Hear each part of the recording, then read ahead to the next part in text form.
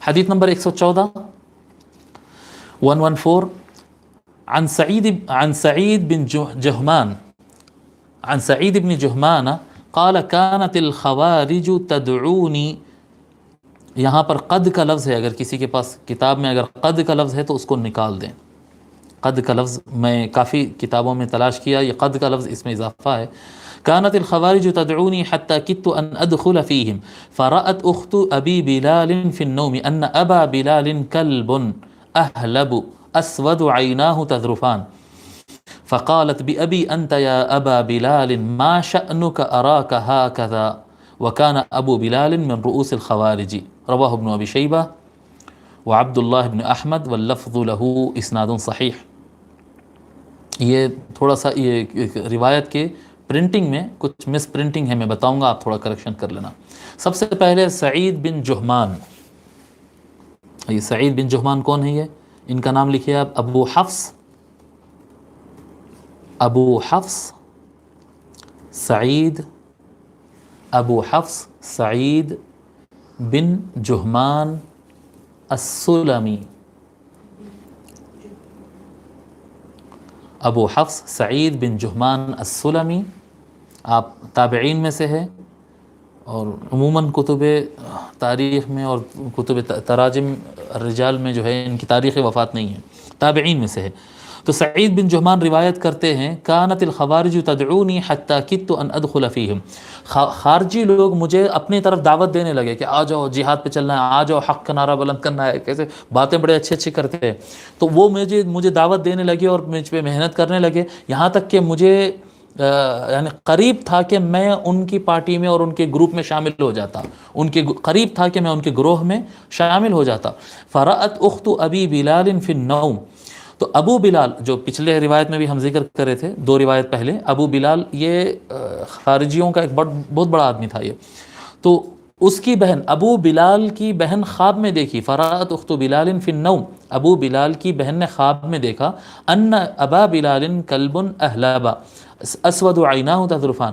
اس نے دیکھا کہ ابو بلال، خواب میں دیکھا کہ ابو بلال ایک کالا بڑے بال والا کتا بن گیا. ابو بلال ایک کتا بن گیا جو کالے لمبے بال والا ہے اور اس کی آنکھوں سے آنسو جا رہے ہیں. یہ کلاب اہل النار ہوتے ہیں نا، دوزخ کے کتے ہوتے ہیں یہ دہشت گرد اور خوارج جو ہوتے ہیں. تو وہ جو قیامت کے دن جو حال ہونا ہے ان کا، جی قیامت کے دن جو حال ہونا ہے وہ ان کو خواب میں پہلے نظر آ گیا. تو ابو بلال کی بہن دیکھتی ہے کہ اس کا بھائی ابو بلال کالا کتا ہو گیا لمبے بال والا اور اس کی آنکھوں سے آنسو جا رہے. فقالت، تو اس کی بہن نے خواب میں کہا بِأَبِي أَنْتَ يَا أَبَا بلال ما شأنك أراك هكذا. کیا ہو گیا میرے بھائی، جی ابو بلال تجھے کیا ہو گیا، کیوں میں تجھے ایسے دیکھ رہی ہوں. تو سعید بن جہمان کہتے ہیں میں قریب تھا کہ میں بھی خوارج میں چلا جاتا، لیکن اس کی بہن نے جب یہ خواب بیان کیا تو پھر میں سنبھل گیا. وَكَانَ أَبُو بِلَالٍ مِّن رُؤُوسِ الْخَوَارِجِ، اور ابو بلال جو ہے وہ خارجیوں کے سرداروں میں سے ایک تھا. اس روایت کو ابن ابی شیبہ نے روایت کیا ہے، اس بات کو ابن ابی شیبہ نے روایت کیا ہے. اور اس کے بعد یہاں پر تھوڑا سا کریکشن کی ضرورت ہے، رواہ ابن ابی شیبہ کے بعد وابن ابی عاصم لکھا ہے یہاں پر، اس کو آپ کٹ کر دیں. ابن ابی عاصم جو لکھا ہے اسے کٹ کر دیں آپ، اور اس کی جگہ لکھیں عبداللہ بن احمد. ابن ابی عاصم کے لفظ کو کٹ کر دیجئے، اس کو ابن ابی شیبہ نے روایت کیا اور عبداللہ بن احمد نے روایت کیا. واللفظ لہو، اور یہ جو لفظ اوپر جو روایت ہے یہ الفاظ عبداللہ بن احمد کی کتاب سے لی گئی ہے. اسنادہ صحیح، یہ صحیح سند روایت ہے.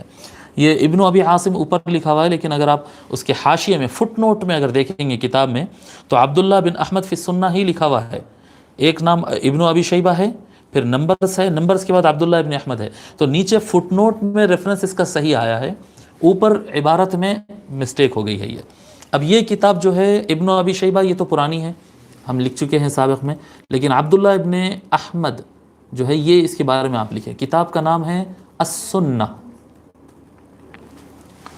السنہ کتاب کا نام ہے السنہ، اور آتھر کا نام ہے عبداللہ بن احمد بن حنبل الشیبانی. یہ امام احمد بن حنبل جو ہے ائمہ فقہ میں سے چوتھے، ان کے بیٹے ہیں یہ عبداللہ بن احمد بن حنبل عبداللہ بن احمد بن حنبل الشیبانی، عبداللہ بن احمد بن حنبل الشیبانی.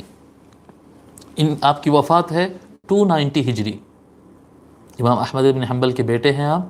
290 ہجری کو آپ کی وفات ہوئی ہے، اور آپ کی کتاب میں، یہ حدیث شریف کی کتاب ہے، اس میں احادیث شریفہ کی تعداد ہے 1553، 1553، 1553. ٹھیک ہے.